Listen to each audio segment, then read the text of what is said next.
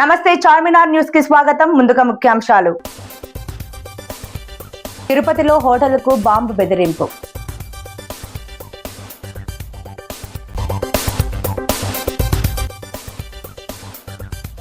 ఆడబిడ్డల జోలికి ఎవరైనా వస్తే వారికి అదే చివరి రోజు చంద్రబాబు.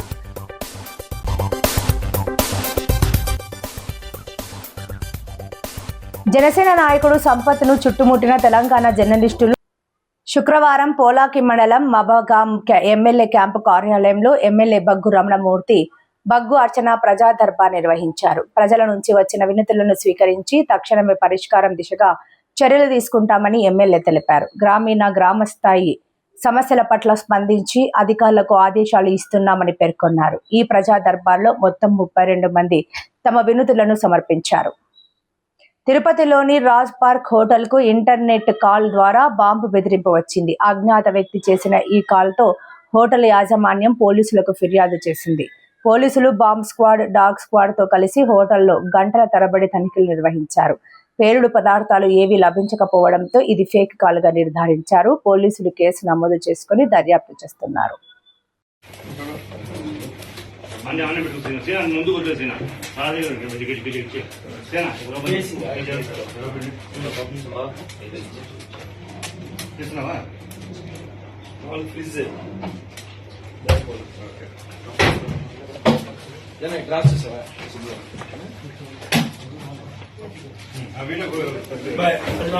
రాష్ట్రంలోని ఆడబిడ్డల జోలికి ఎవరైనా వస్తే వారికి అదే రోజు చివరి రోజు అవుతుందని సీఎం చంద్రబాబు వార్నింగ్ ఇచ్చారు. అధికారంలోకి రాగానే ఇచ్చిన మాట ప్రకారం మొదటి సంతకం మెగా డిఎస్సి ఫైల్ పైనే పెట్టామని, డిఎస్సిపై దాదాపు 100 నుండి 150 పిటిషన్లు దాఖలైనప్పటికీ హైకోర్టులోని సమస్యలన్నింటినీ క్లియర్ చేసి పరీక్షలు నిర్వహించి 16,000 మందికి ఉద్యోగాలు ఇచ్చే వరకు విజయవంతంగా ముందుకు వెళ్లామని తెలిపారు. ఫస్ట్ సంతకం నేను పెట్టింది మెగా డిఎస్సికి సంతకం పెట్టాను. 1 సంవత్సరంలో ఇస్తామని నేను ఆ రోజు చెప్పి ఎడ్యుకేషన్ మినిస్టర్ కూడా దగ్గర 100-150 పిటిషన్లు వేసి ఎక్కడికెక్కడ హైకోర్టులో అన్ని క్లియర్ చేసి ఎగ్జామ్స్ కండక్ట్ చేసి లాస్ట్లో అందరికి ఉద్యోగాలు ఇచ్చే వరకు వెళ్ళాం. అలాంటి చేస్తే 2 ఏళ్ల తర్వాత 1 ఇయర్ తర్వాత ఇప్పుడు మాట్లాడుతున్నారు ఏదో జరిగిపోయిందని. అంటే వీళ్ళ నైజం ఏది? వీళ్ళు మామూలు నేరస్తులు కాదు, కరుడు గట్టిన నేరస్తులు. ఒక అసాక్షి పేపర్ ఉంది, ఆ పేపర్లో ఏదో రాయడం, అక్కడి నుంచి అందరూ మాట్లాడడం, దాన్ని ఒక ఇష్యూ చేయాలని చూస్తున్నారు. నేను ఒకటే చెప్తున్నా, తప్పు చేస్తే తాట తీస్తా, తప్పు చేయకపోతే ఎవడొచ్చినా ఏమీ చేయలేడని చెప్పి కూడా నేను మీకు తెలియజేస్తున్నా. 16,000 మందికి ఉద్యోగాలు వస్తే ఆనందపడాల్సింది 5 ఏళ్లలో ఒక్క ఉద్యోగం ఇవ్వకుండా ఏదో ఎడ్యుకేషన్లో పెంచేసా అంటే ఏం పెంచారని అడుగుతున్నా. అందుకే చాలా స్పష్టత ఉంది. కుట్రలు కుతంత్రాలు ఇక్కడ పనిచేయవు. ఆ విషయం మీరు గుర్తుపెట్టుకోండి. తప్పుడు ప్రచారాలు చేసి యువతలో అపోహలు సృష్టించాలంటే ఖబర్దార్ జాగ్రత్తగా ఉండండి. మీరు సాక్ష్యాలు ఇవ్వండి, నేను వాళ్ళని నడి రోడ్లో నిలబెట్టే బాధ్యత నాది. అనవసరంగా చేస్తే మిమ్మల్ని కూడా నడి రోడ్లో నిలబెట్టే బాధ్యత ఈ ప్రభుత్వం తీసుకుంటామని మరొకసారి హెచ్చరిస్తున్నా. ఇదే మరిగా ఆట్లాడారు మా ఆడబిడ్డలకు వస్తే. నేను ఒకే మాట చెప్పా, ఎవడైనా నా ఆడబిడ్డల జోలుకు వస్తే అదే చివరి రోజు అని చెప్పి చేసి చూపించిన పార్టీ ఎన్డీఏ. ఖమ్మం రూరల్ మండలం ముక్కలపల్లి గ్రామంలో ఉపాధి హామీ కూలీలకి భోజన వసతి ఏర్పాటు చేసిన గ్రామ ఉప సర్పంచ్.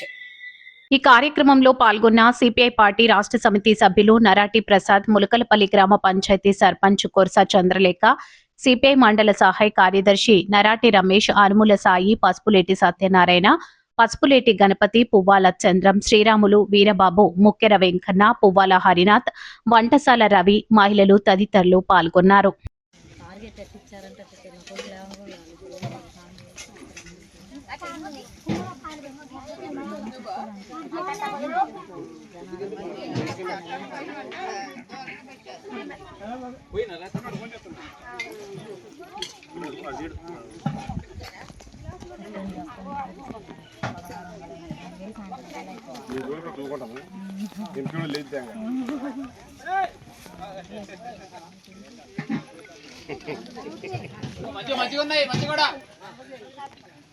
రవి చందు విజయాన్ని ఆదర్శంగా తీసుకొని తోటి వికలాంగులందరూ మరింత కష్టపడి ప్రభుత్వ ఉద్యోగాలను సాధించాలని పిలుపు. హైదరాబాద్ తెలంగాణ రాష్ట్రంలో వికలాంగులైన విద్యార్థులు పోటీ పరీక్షల్లో రాణించేందుకు వీలుగా ప్రభుత్వం ప్రత్యేక స్టడీ సర్కిల్స్ ఏర్పాటు చేయాలని భారత వికలాంగుల హక్కుల పరిరక్షణ సమితి రాష్ట్ర అధ్యక్షులు గిద్దే రాజేష్ డిమాండ్ చేశారు. ఈ సన్మాన కార్యక్రమంలో దివ్యాంగుల ఉద్యోగుల సాధన సమితి అధ్యక్షులు బండి శ్రీనివాస్, ఉపాధ్యక్షులు జి యుగేందర్, సెక్రటరీ బేతు శ్రీను, ప్రధాన కార్యదర్శి ఆర్ ఆంజనేయులు, ట్రెజరరీ ఏ అశోక్, గౌరవ సలహాదారు ఫౌండర్ శివరాజ్ సార్, విద్యార్థి సంఘ నాయకులు కొర్రా రమేష్, గుగులొత్తు లాలురెడ్డి, మల్లం అంజీ, కొర్రా రాము, కె స్వామి, వికలాంగుల సంఘం రాష్ట్ర నాయకులు పిల్లి అంజయ్య, స్పెషల్ బిఈడి అభ్యర్థుల సంఘం రాష్ట్ర నాయకులు వాంకుడోతు లాలు సింగ్, ఉపేందర్, సైదులు, నారాయణ, శ్రీను, లక్ష్మారెడ్డి, కాసు మల్ల వీరస్వామి, మేఘనాథ్, ఎం పండరి, జె మల్లేష్, పలువురు చైతన్యపురి హాస్టల్ విద్యార్థులు తదితరులు పాల్గొన్నారు. కామారెడ్డి జిల్లా మహమ్మద్ నగర్ మండలం తులికిపల్లి గ్రామానికి సంబంధించినటువంటి మా వికలాంగుల సోదరుడైనటువంటి రవిచంద్ర గారు ప్రభుత్వ ఉద్యోగం సాధించడం పట్ల హర్షం వ్యక్తం చేస్తూ ఈరోజు భారత వికలాంగుల హక్కుల పరిరక్షణ సమితి మరియు చైతన్యపురి హాస్టల్ విద్యార్థులందరూ కూడా ఈరోజు రవిచంద్ర గారిని ప్రత్యేకంగా శాల్వాతో సన్మానించి ఘనంగా వారిని సత్కరించడం జరిగింది. ముఖ్యంగా ఇవాళ ఒక మారుమూల తండాకు సంబంధించి తులికిపల్లి తండాకు సంబంధించినటువంటి మా రవి గారు ఇవాళ ప్రభుత్వ ఉద్యోగం సాధించడం అనేటటువంటి మా అందరికీ కూడా గర్వకారణం. ఎందుకంటే వికలాంగుల సమాజం విద్యకు దూరమై అంటే పాఠశాల మెట్లు కూడా ఎక్కలేనటువంటి స్థితిలో ఉండి ఇవాళ పాఠశాలలో బోధించేటటువంటి స్థాయికి రావడం రవిచంద్ర గారు ప్రభుత్వ ఉద్యోగం సాధించడం పట్ల మేమందరం కూడా హర్షం వ్యక్తం చేస్తున్నాం.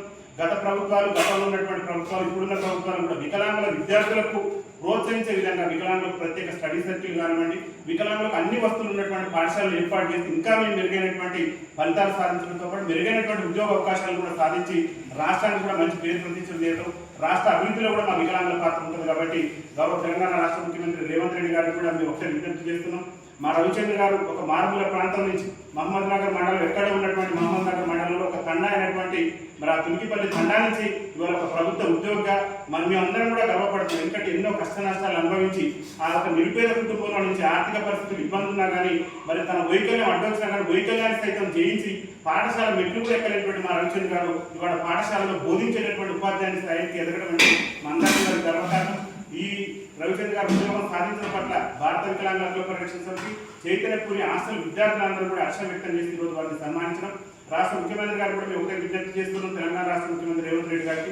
ఎందుకంటే విద్యాశాఖ మంత్రి కూడా మీరే ఉన్నారు కాబట్టి మా రవిచంద్ర గారిని మీరు ఆదర్శంగా తీసుకోండి. ఒక తండాకు సంబంధించినటువంటి విద్యార్థి ఇలా మెరుగైన ఫలితాలు సాధించి ఒక ఉద్యోగాన్ని సాధించి ప్రభుత్వ ఉద్యోగం సాధించి ఎంతో మందికి ఆదర్శం నిలబడ్డాడు. వికలాంగులు వైకల్యం ఉన్నా కానీ లక్ష్య సాధనలో మాత్రం వెనకడుగు ఇవ్వరు. వికలాంగులు ఉన్నటువంటి ఆత్మస్థైర్యాన్ని, వికలాంగులు ఉన్నటువంటి మరి ఏదైతే పట్టుదల ఉందో ఆ పట్టుదలను విజయం తీసుకుపోవాలంటే మా రవిచంద్ర గారిని ఉదాహరణ తీసుకుని తెలంగాణ రాష్ట్ర ప్రభుత్వం రాష్ట్రంలో ఇలా వికలాంగ విద్యార్థులు రేపేదైనా ప్రభుత్వ నోటిఫికేషన్ వచ్చిన ఉద్యోగాల ప్రిపేర్ అనేది కూడా స్టడీ సర్కిల్ కూడా లేక మేము ఇబ్బందులు పడుతున్నాం. గౌరవ ముఖ్యమంత్రి గారి దగ్గర విద్యాశాఖ ఉంది కాబట్టి గౌరవ ముఖ్యమంత్రి గారికి మా రవిచంద్ర గారిని ఆదర్శంగా చూపిస్తుంది. ఎందుకంటే ఒక తండ మారుమూల తండా నుంచి ఇలా ప్రభుత్వ ఉద్యోగం సాధించి ఒక మంచి ఉత్తమమైనటువంటి ప్రతిభ కనపరిచినటువంటి మా రవిచంద్ర గారిని ఉదాహరణ తీసుకొని దయచేసి మీరు ఏ స్టడీ సర్కిల్ లేదు, పాఠశాల మెట్లు కూడా ఎక్కలేనటువంటి పరిస్థితి నుంచి ఇలా పాఠశాలలో ఉపాధ్యాయుని పాత్రను సాధించినటువంటి వికలాంగుల విజయాన్ని మీరు చూసి దయచేసి తెలంగాణ రాష్ట్ర ప్రభుత్వం వెంటనే ఒక మంచి స్టడీ సర్కిల్ వికలాంగ విద్యార్థులకు ఉపయోగపడే విధంగా హైదరాబాద్ కేంద్రంగా స్టడీ సర్కిల్ ఏర్పాటు చేయాలని చెప్పేసి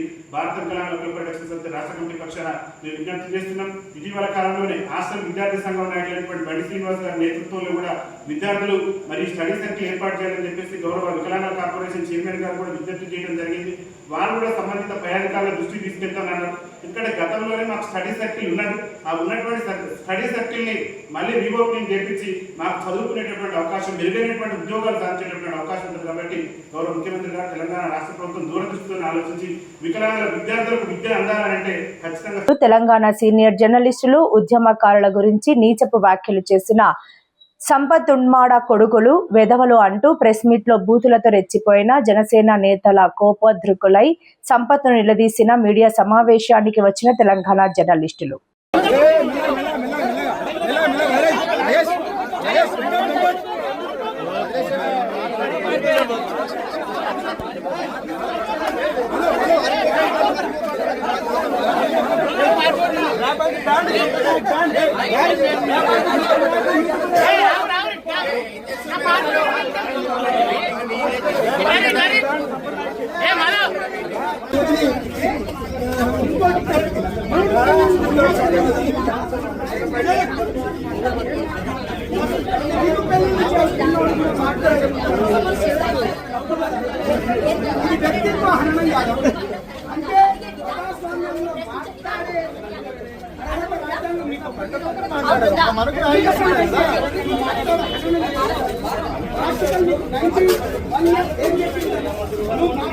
నర్సంపేటలో ఘరానా మోసం వెలుగు చూసింది. క్రిప్టో కరెన్సీ పేరుతో కేటుగాళ్లు కోట్ల మేర పంగనామాలు పెట్టారు. మహిళలు, రాజకీయ నాయకులు, వ్యాపారుల నమ్మకాన్ని ఆసరాగా చేసుకుని ఓ మహిళ భారీ స్కెచ్ వేసింది.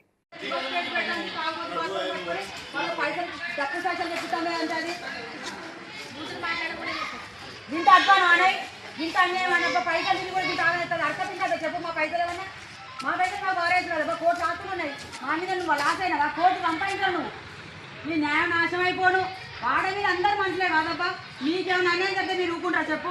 మా లెక్క మేము ఇంత పచ్చిలో ఉన్నాం. మేము డబ్బులు అప్పులు చేసి ఇచ్చినామో ఎత్తిచ్చినామో అది కట్టలేక ఎంత ఇబ్బంది పడుతున్నాం. మాకు ఒక మాట పడకుండా కట్టడానికి ట్రై చేస్తాను నేను.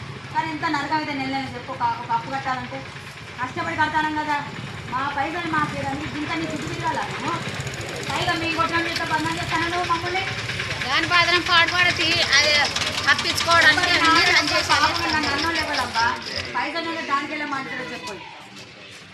నేను కొడదాం అనే వెళ్ళాలి పోయి నేను కొట్టడానికి ఎన్నో కొడుతున్నారు దుంపుకుంటున్నాను. మా పైసలు మార్చేయమని సిబిఎస్ఈ 12వ తరగతిలో కొత్తగా ప్రవేశపెట్టిన ఆన్ స్క్రీన్ మార్కింగ్ OSCM పద్ధతిపై విద్యార్థులు ఆందోళన వ్యక్తం చేస్తున్నారు.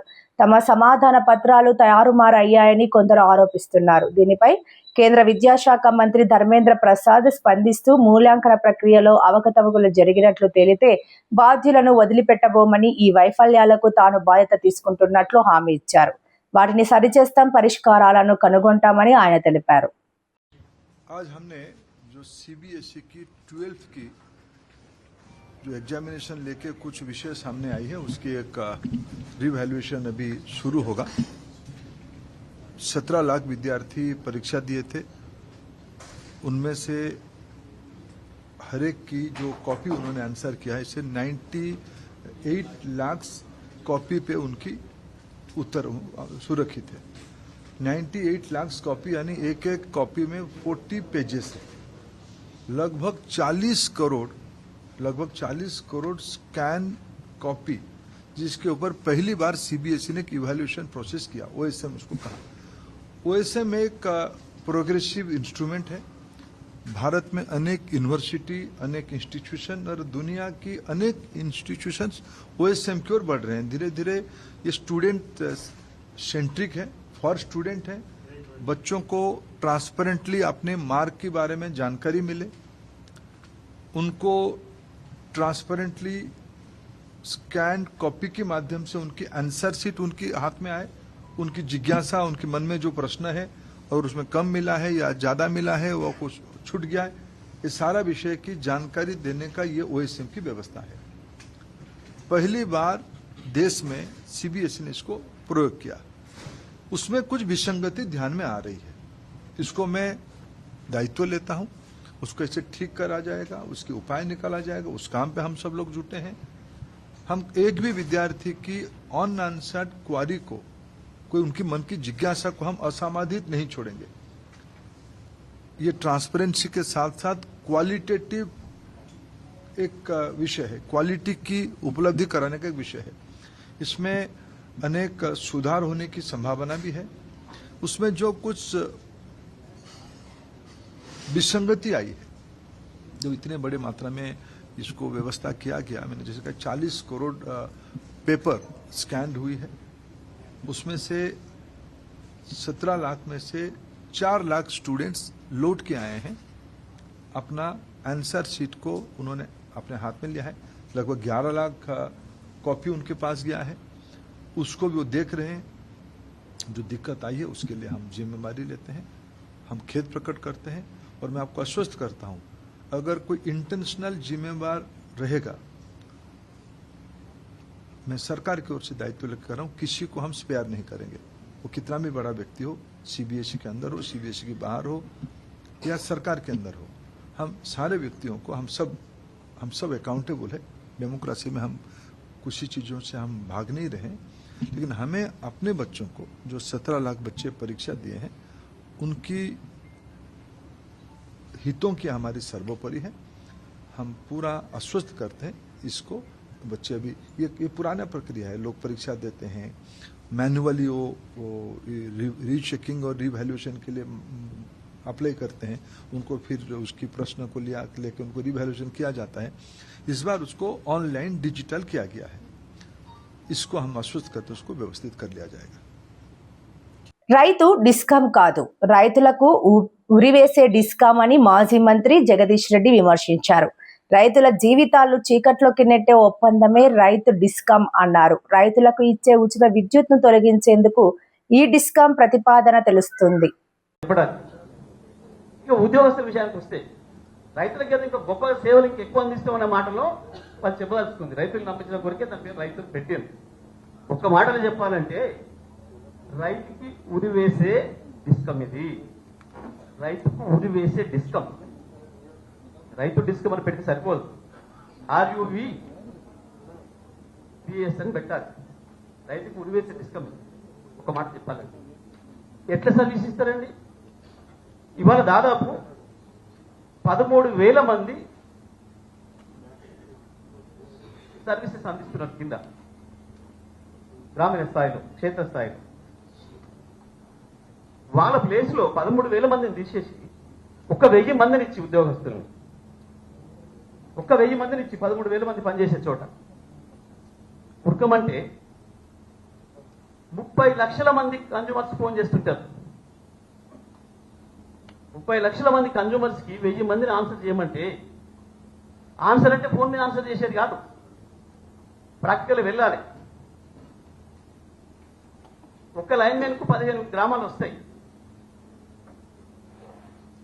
15 గ్రామాల నుంచి ఒకేసారి ఫోన్ వచ్చింది. ఏడికి వెళ్ళాలి? దగ్గర ఉన్న గుడి చూసి దండ పెట్టుకుని కూర్చోవాలి, అంతే పూజ చేస్తాం. ఎవరి దగ్గరికి వెళ్ళలేడు, ఎక్కడ అటెండ్ చేయలేడు. వాళ్ళ లెక్క ప్రకారమే దాదాపు 5 లక్షల DTRలు వీళ్ళకి వస్తాయి. 1000 మంది కేవలం 5 లక్షల DTRలను, 30 లక్షల సర్వీసెస్ ని అడ్రస్ చేయడం అనేది మానవ మాత్రమైన పనేనా? సాధ్యమైతా? ఇప్పటికే వాళ్ళు ముట్టుకుంటున్నారు, మాకు ఇంకా సరిపోయేంత మంది ఎంప్లాయీస్ లేము, మాకు వర్క్ లోడ్ ఎక్కువ ఉంది, అపాయింట్మెంట్ చేయండి కొత్తలని చెప్పి వాళ్ళు ముట్టుకుంటున్నారు. కానీ మేము ఇవేం పట్టించుకోం, కానీ మీ కొరికే చేస్తున్నాం.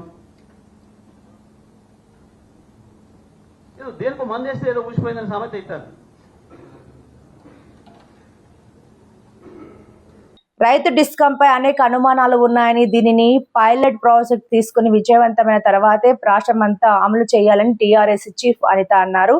రైతు డిస్కమ్ పై 33 జిల్లాల్లో బహిరంగ విచారణ చేపట్టాలని డిమాండ్ చేశారు. సబ్సిడీలు ఇచ్చే కనెక్షన్స్ ను అన్ని కలిపి ఒక డిస్కమ్ ఏర్పాటు చేస్తున్నారన్నారు. సంపూర్ణంగా తెలంగాణలో ఉన్నటువంటి 50 మంది రైతాంగం యొక్క భవిష్యత్తును నిర్ణయించేటటువంటి సబ్జెక్ట్స్. దీన్ని మనం హైదరాబాద్లో ఏసీ రూమ్లో వచ్చి కూర్చొని నిర్ణయం తీసుకుంటున్నామని కొద్దిగా బాధ అనిపిస్తుంది సార్. ముందుగా ఈఆర్సీతో నా రిక్వెస్ట్ ఏంటంటే సార్, 33 జిల్లాల్లో కూడా దయచేసి పబ్లిక్ హియరింగ్ పెట్టండి సార్. ఈ అంశం ఇది చాలా పెద్ద ఇష్యూ, చాలా చాలా తీవ్రమైనటువంటి ఇష్యూ. సంపూర్ణంగా తెలంగాణ రైతాంగం యొక్క భవిష్యత్తును మంచిగా చెడ్డగా మార్చేటటువంటి అంశం కాబట్టి ప్రధాన డిమాండ్ రైతుల తరఫున చేతులెత్తి నమస్కరించి 33 జిల్లాల్లో కూడా మీరు పబ్లిక్ హియరింగ్ పెట్టాలని చెప్పి నేను రిక్వెస్ట్ చేస్తా ఉన్నాను సార్. జులుమూరు మండలం హుస్సేన్పురంలో ఇటీవల మంజూరైన జల్ జీవన్ మిషన్ పథకంలో భాగంగా తాగునీటి పైపులు వేసేందుకు రహదారులను ధ్వంసం చేశారని, మురుగు కాలువలను తొలగించడంతో ప్రజలు ఇబ్బందులు పడుతున్నారని స్థానికులు ఆందోళన వ్యక్తం చేస్తున్నారు. సంబంధిత అధికారులకు ఫిర్యాదు చేసినా ఫలితం లేదని, దీనిపై దృష్టి సారించాలని వారు కోరుతున్నారు.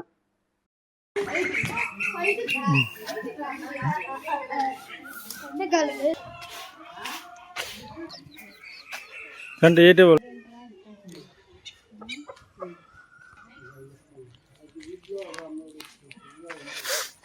ప్రజల దాహార్తిని తీరుస్తున్న సాయిరాం రాంబాబుకు పుట్టినరోజు శుభాకాంక్షలు తెలిపిన చప్పిడి వెంకటేశ్వరరావు.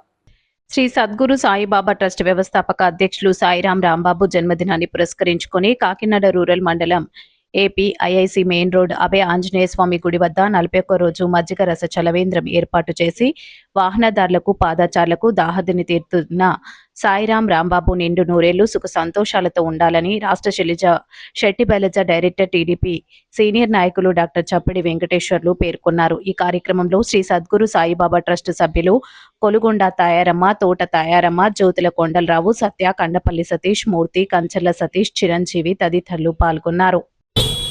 ఏపీఎస్పీ దగ్గర ఆంజనేయ స్వామి గుడి వద్ద సద్గురు సాయిబాబా ట్రస్ట్ వ్యవస్థాపకులు ఈ సాయిరాం గారు ఇక్కడ పేదలకు, బాటసారులకు ఉచిత మజ్జిగ మరియు రసన పంపిణీ చేయడం జరుగుతుంది. ముఖ్యంగా ఈరోజు ఆయన జన్మదినం సందర్భంగా ఈరోజు పెద్ద ఎత్తున ఈ కార్యక్రమం ఏర్పాటు చేయడం జరిగింది. అలాగే ఈ సద్గురు సాయిబాబా ట్రస్ట్ వ్యవస్థాపకులు ఆయన స్టార్ట్ చేసినప్పటి నుంచి గత 14 సంవత్సరాలుగా ఎన్నో సేవా కార్యక్రమాలు చేస్తూ ఆయనకి కూడా ఆయన సేవలను గుర్తించి చాలామంది దాతలు కూడా ఆయన సహకారం చేస్తూ ఉన్నారు. ఈ ట్రస్ట్ ద్వారా ఇవే కాదు, ఇంకా మెడికల్ క్యాంప్స్ చేస్తున్నారు. అలాగే చాలామంది పేదలకు అందుబాటులో ఏం లేకపోయినా ఆయన ఉంటూ వాళ్ళు మీనాక్షి దంపతులు, సాయిరాం గారు మీనాక్షి దంపతులు ఎక్కడ పేదవారు ఉన్నా అక్కడ వారు ఉన్నట్టుగా ప్రతి కార్యక్రమంలోనూ వారు భాగస్వామ్యం చేసుకుంటూ అందరి సహకారం కూడా తీసుకుంటూ వాళ్ళు ముందుకు వెళ్తున్నారు.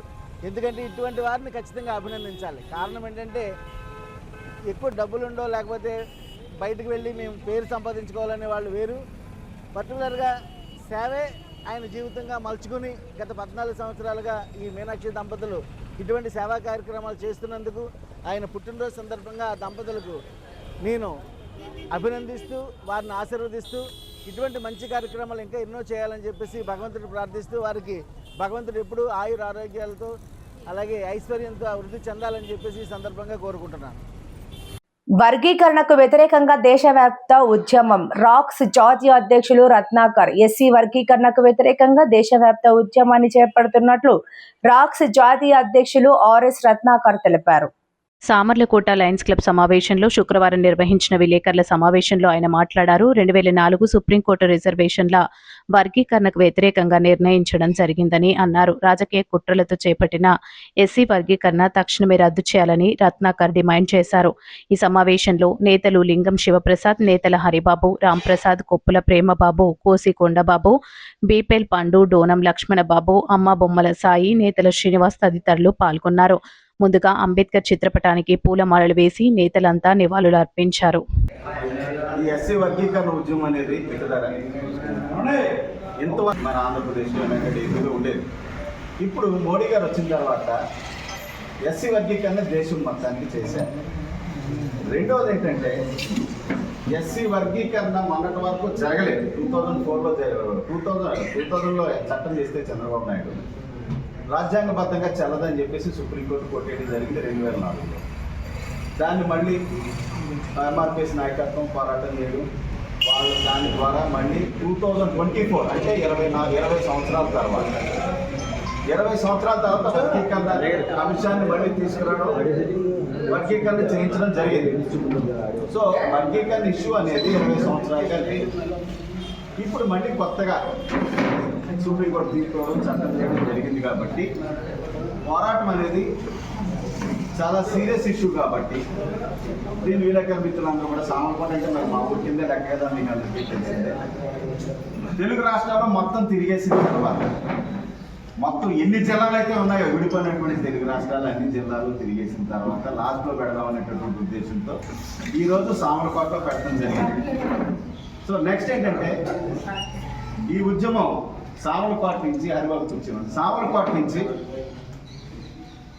మళ్ళీ దేశవ్యాప్త ఉద్యమం అంటే ఇక్కడి నుంచి ఢిల్లీ వ్యాప్తంగా చాలా సీరియస్గా ఉంటుంది. Not an ordinary issue.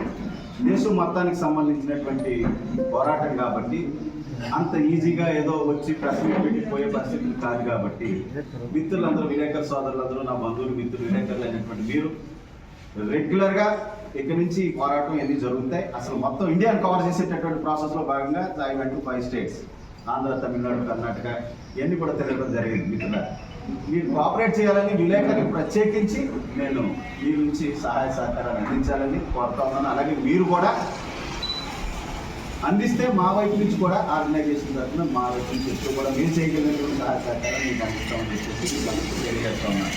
ఇది చాలా సీరియస్ ఇష్యూ. సో నెక్స్ట్ ఏంటంటే వర్గీకరణ అయిపోయింది కదా, చట్టాలు అయిపోయింది కదా, చంద్రబాబు నాయుడు చేశారు అంటున్నారు. అసలు ఇంతవరకు వర్గీకరణ అనేది మొన్నే చేశాడు, చట్టాలు మొన్నే జరిగింది. ఇవి చీకటి చట్టాలు చెల్లవని చెప్పేసి మనం పోరాటం చేస్తాం. అసలు అంతం కాదు ఆరంభం దిగినైంది ఇది. ఎస్సీ వర్గీకరణ లేని టైంలో ఎంఆర్పిఎస్ నాయకత్వం వర్గీకరణ చేయమంటే కాదని మేము పోరాటం చేసాం. అవునంటే లేని దాని గురించి కొట్టుకున్నాం. నిజంగా నానా పులి వచ్చే కథలో పులి వచ్చినప్పుడు ఎవడో లేడు, పులి రాకముందు ఇదిగో వస్తున్నాను అది వస్తున్నాను అనేటటువంటి పరిస్థితులు ఉన్నాయి. కాబట్టి మిత్రులందరూ కోఆపరేట్ చేయాలని మీరు కోరుకున్నాను. Okay, bye. కాకినాడ జిల్లా క్రీడా మైదానంలో ఐపీఎల్ మ్యాచ్లను తిలకించేందుకు భారీ స్క్రీన్ ను ఏర్పాటు చేయడం జరిగిందని బీసీసీఐ మేనేజర్ అనంత్ ఉభయ గోదావరి జిల్లా క్రికెట్ అసోసియేషన్ అధ్యక్షులు తలాటం హరీష్ తెలిపారు. కాకినాడ జిల్లా క్రీడా మైదానంలో ఈ నెల 29, 31 తేదీల్లో జరగనున్న ఐపీఎల్ ఫ్యాన్ పార్క్ క్వాలిఫై 2 మ్యాచ్లు ఫైనల్ మ్యాచ్ ను క్రికెట్ ప్రేక్షకులు తిలకించేందుకు భారీ స్క్రీన్ ఏర్పాటు చేయడం జరిగిందని బీసీసీఐ మేనేజర్ అనంత్ ఉభయ గోదావరి జిల్లా క్రికెటర్ అసోసియేషన్ అధ్యక్షులు తలాటం హరీష్ పేర్కొన్నారు. ఆంధ్ర క్రికెట్ అసోసియేషన్ సెక్రటరీ సానా సతీష్ బాబు సహకారంతో కాకినాడలో రెండోసారి టాటా ఐపీఎల్ పాన్ మార్క్ మ్యాచ్లను తిలకించేందుకు భారీ ఏర్పాట్లు చేయడం జరిగిందని అన్నారు. కాకినాడలో భారీ స్క్రీన్ ఏర్పాటు చేసి క్రికెట్ ప్రేక్షకులకు వినోదాన్ని కలిగించే విధంగా చర్యలు తీసుకోవడం జరిగిందన్నారు. ఆంధ్రలో కాకినాడలో మాత్రమే ఈ మ్యాచ్లు తిలకించేందుకు ఏర్పాటు చేయడం జరిగిందన్నారు. I'm from BCCI, Manager Cricket Operations. Kakinada has been hosting the final IPL fan park for the second time, and the time for the qualifier 2 and the final will be from 6:30 onwards. The public can come inside. It's a free entry. The match will as usual start at 7:30, and the purpose of having a IPL fan park is to give the enjoyment to the public maximum who cannot afford to go to the stadium and watch the IPL matches. That is the only intention that BCCI carries. So what BCCI thought is, instead of asking the public to come to the stadiums, we will reach out to them, and hence the fan park was started 10 years ago. So till now we are successful only because of the help from the District Cricket Association, our Andhra Cricket Association, and all the media members. You all have helped us a lot. Today also we all request you that you please publish this and bring the crowd as much as possible. What we expect is around 10,000 to 15,000 of a crowd to come and enjoy the matches. Thank you. వార్తలు ముగించే ముందు ముఖ్యాంశాలు మరోసారి. తిరుపతిలో హోటల్కు bomb బెదిరింపు.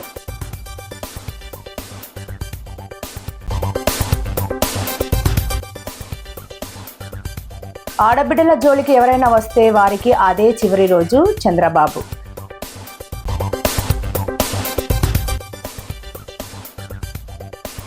జనసేన నాయకుడు సంపత్ను చుట్టుముట్టిన తెలంగాణ జర్నలిస్టులు. ఈ వార్తలు ఇంతటితో సమాప్తం. నమస్కారం.